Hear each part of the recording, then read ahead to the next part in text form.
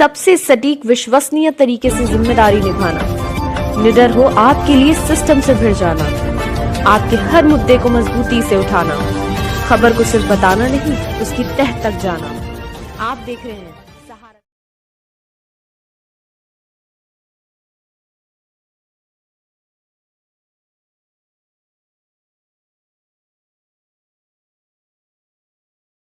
कानपुर शहर के प्रमुख समाज सेवी और लोगों की दिलों की धड़कन कहे जाने वाले बाबू झक्की के आवास पे हैं।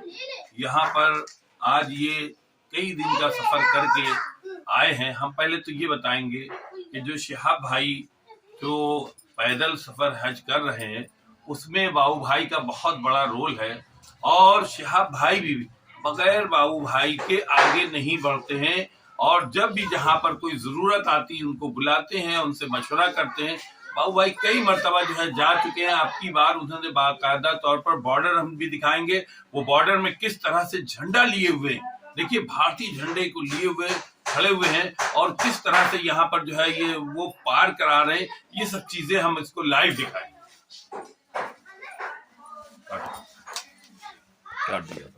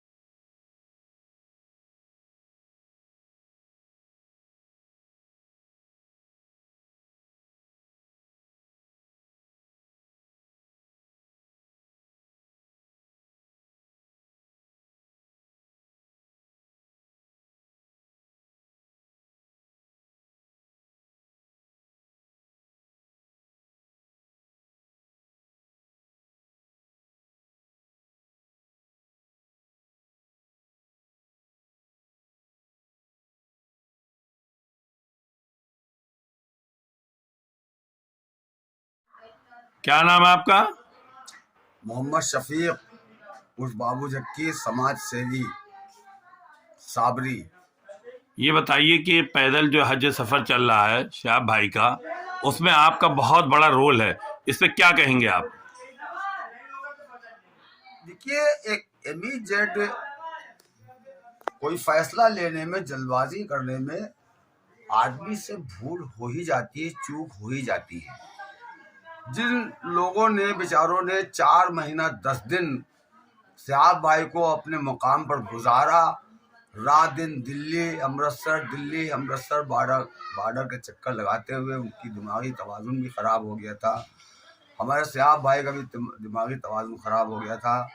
किसी तरह से उनको 4 फरवरी को 3 बजे वीज़ा, ट्रांजिट वीज़ा 72 घंटे का मिला। उन्होंने, शिहाब भाई ने कहा कि बाबा जान कानपुर वालों को फ़ोन करके बुलाओ, बगैर मैं उनके बागा बॉर्डर पार नहीं करूँगा। तो मेरे पास फ़ोन आता है 4 बजे शाम को, 4 फरवरी को। मैं 5 फरवरी को by flight Lucknow to Delhi, Delhi to Amritsar से मैं वहाँ गया। उनको निकालने के बाद बागा बॉर्डर तक मैं गया।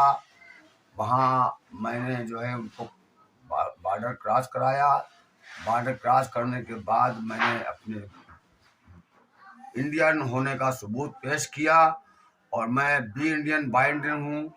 मेरी जो संस्था है वो प्राइवेट लिमिटेड है। लिमिटेड का मतलब ये है कि मैं तन्हा एक संस्था चलाता हूँ जिसका नाम है दावत इंसानी। तो मैं हर अच्छे काम के लिए दावत इंसानी के बैनर तले पहुंच जाता हूं और कोशिश करता हूं कि मुझसे कोई गलती ना होने पाए और जहां पर कोई तू तड़ान की बात आ रही हो वहां पर रफूगर हम बन जाएं। तो हमने 4 मरतबे राउंड अपना सर्कल लगाया। चारों मरतबे हमने जुनैद भाई की और उनकी टीम की और शहाब भाई की हिम्मत अफजाई की और हिम्मत बढ़ाई, जिससे उनको हिम्मत मिलती रही। चौथी बार मैं जब गया तो मेरे गले पड़ के रोने लगे, मैं भी रोने लगा। आपको हो सकता है वीडियो में मेरा फोटो आया हो रोने का। तो मैं रो रहा हूँ कि किस कदर से ये पैदल हज सफ़र इन्होंने दिल से सोचा था और किन मजबूरियों की वजह से कहीं पर रुकावट आई। मैं मान रहा हूँ, उस बात को तस्लीम कर रहा हूँ, लेकिन ये क्या है कि एक दूसरे के लंगोटी खींचने में लगे हुए हैं आप लोग। इससे क्या क्या चाहते हैं? आप जीत जाएंगे, वो जीत जाएंगे, तो इसमें ना आप जीतेंगे ना वो जीतेंगे। अगर हारेगा कोई तो सिहाब हारेगा, और दोनों फरीकैन नहीं चाहते हैं कि सिहाब हारने पावे, सिहाब का अपना सफर पूरा हो। इसलिए मेरी दोनों फरीकैनों से, यूट्यूबरों से, बड़े बड़े यूट्यूबरों से, अफसरों से गुजारिश करता हूँ कि वो सब्र का मादा पेश करें और सब्र करें। मेरा और उनका, दोनों आदमी का या पूरे हिंदुस्तान के अवाम का एक ही मकसद था कि सिहाब भाई पैदल हज को जाएं जाएं जाएं। अल्लाह ताला अपने बंदों की नियतों को देखता है। अगर खुदा न खास्ता उसका पैदल हज सफ़र कहीं कट गया है तो उसकी नियत थी, तो उसका सवाब जो है पैदल हज सफ़र में ही लिखा जाएगा। और मैं दावते इंसानी प्रमुख समाज सेवी हूँ। मैं सभी टीमों का हिस्सा हूँ, चाहे वो सिहाब भाई की टीम हो, चाहे वो किसी और की टीम हो, चाहे वो रामलीला समिति की टीम हो। मैं सब टीमों का हिस्सा हूँ और मैं रफूगर हूँ। मैं सिर्फ ये चाहता हूँ कि हमारे हिंदुस्तान का नाम ऊंचा हो, ऊंचा हो, ऊंचा हो। और जो कि सिहाब ने ख्वाब देखा था आज से 25 साल पहले या 20 साल पहले या 15 साल पहले, उस ख्वाब को ताबीर करने के लिए उसने जो कोशिश की, अगर उसको अपना दिखावटी काम करना होता तो वो कहता कि मैं वहाँ भी जाऊँगा, मैं वहाँ भी जाऊँगा, मैं वहाँ भी जाऊँगा। ऐसा उसने कुछ नहीं किया। उसकी तो बस एक जिद थी कि मुझे पैदल हज करना है, तो वो पैदल हज करने के निकल पड़ा है। जिन जिन लोगों ने उसके साथ 4 महीने मेहनत की है, और उसमें वो भी शामिल है बेचारे, चाहे वो कहीं के भी हों, चाहे ओहदेदारान हो या आम पब्लिक का आदमी हो या उनके टीम का मेंबर हो, सब ने मेहनत की है और सबका एक ही मकसद था, दुआ करना, उनके सिहाब के लिए दुआ करना। और आगे भी मैं पूरे हिंदुस्तान की आवाम से, पाकिस्तान की आवाम से, पूरे दुनिया की आवाम से मैं इल्तिजा के साथ कर रहा हूँ कि आप आगे आने वाले सफ़र के लिए, उसकी हिफाजत के लिए, उसका सफ़र आसान के लिए दुआ करें। आने वाली मुसीबतें टल जाए। आप देखिए, मुसीबत आने की बात मुझे एक बात याद आ रही है कि एक साहब थे जिनको ईरान में, उनको सिहाब भाई को एयरपोर्ट पे लेना था, उनकी गाड़ी का एक्सीडेंट हो गया।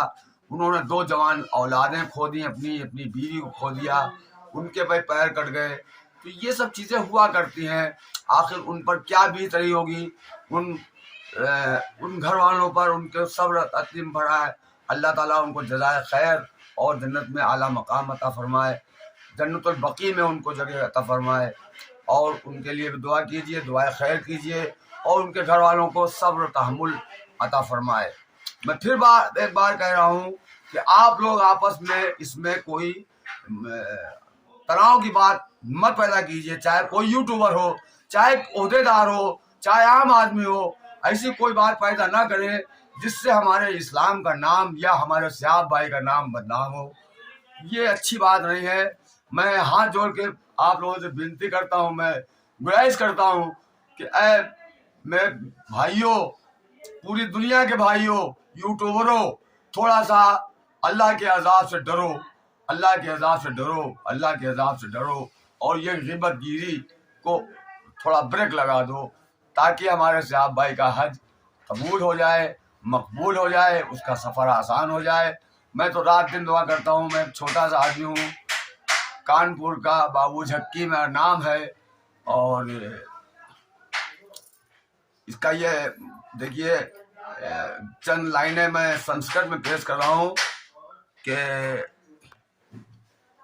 शांति दूत का शांत संदेशा घर घर में पहुंचाना, है, शांत दूत का शांत संदेशा घर घर में पहुंचाना है, शांति भंग होने ना पाए शांत से ही समझाना है, क्योंकि शांत कुरान सिखाता है, शांत सिखाती गीता है, उसी शांत से हम लोगों ने अपने देश को जीता है, उसी शांति जीत का डंका मुल्क में अपने बजाना है, शांति भंग होने ना पाए शांत से ही समझाना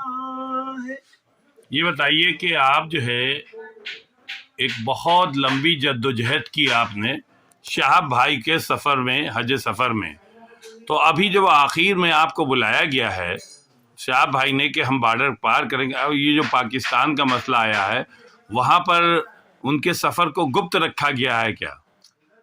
देखिए, ऐसा है कि हो सकता है, ये चीज हो सकती है, दोनों ममालिक के मुताबिक कोई बात तय हुई हो, मैं इस पर यकीन नहीं करता, लेकिन मैं इससे इनकार भी नहीं करता। हो सकता है ये समझौता हुआ हो और गुप्त उसका सफर पाकिस्तान का करा दिया गया हो। अगर करा दिया गया है तो सुम्मा आमीन, नहीं कराया गया है तो भी मजबूरी थी उसकी, इस पे बहस करने की जरूरत नहीं है। आपको कितना जो है शहाब भाई जो है चाहते हैं, क्या है? देखिए, केरला में दादा को बाबा कहते हैं, तो श्याम भाई मुझे बाबा मानता है। श्याम चतुर जब भी जाते हैं, गए हम चार बार गए, कानपुर से बाई कार गए, बाई एयर गए, तो हमको यही कहते थे, बाबा जान, बाबा जान, बाबा जी आइए। मुझे अलग ले जाके बात करते थे, मेरी दो पे दो बात होती थी, मैं मशवरा देता था, राय देता था, जुनैद भाई को अलग बुला के राय देता था, बाकी टीम को अलग राय देता था। तो मुझे बहुत चाहते हैं वो, मैं भी उनको चाहता हूँ। मेरा मकसद था कि किसी तरीके से ये बच्चा ने एक हौसला अफजाई की है अल्लाह की राह में, तो अल्लाह की राह के में तो पैदल हज सफ़र, अल्लाह के घर जा रहा है, अल्लाह का मेहमान है वो, तो उसके लिए मैंने की। अब अगर अल्लाह के मेहमान के लिए हमने कुछ उसके लिए कदम जिन बढ़ाए हैं, अब अगर उनको कोई गलत फहमी लग रही है, उस पर टिप्पणी कर रहे हैं या कोई इल्ज़ाम लगा रहे हैं, तो फिर उनकी दुआएं की हुई बर्बाद जाएंगी। लिहाजा मेरी गुजारिश ये है कि उसमें बजाय टिप्पणी करने से उसको दुआओं से नवाजा जाए। आपने शहाब भाई के लिए मेहनत की है, आखिर में आप क्या कहेंगे? बस आखिर में हम यही कहेंगे कि शहाब का सफर आसान हो और हज करके आएगा तो इंशाअल्लाह ताला, अगर वो बाई एयर आएगा तो मैं केरला में एयरपोर्ट पर उससे मिलूंगा, क्योंकि उसने मुझसे कहा है कि बाबा जान आप केरला एयरपोर्ट पर हमको वापसी में मिलिएगा। तो मैं इंशाअल्लाह ताला उससे मिलने केरला जाऊंगा।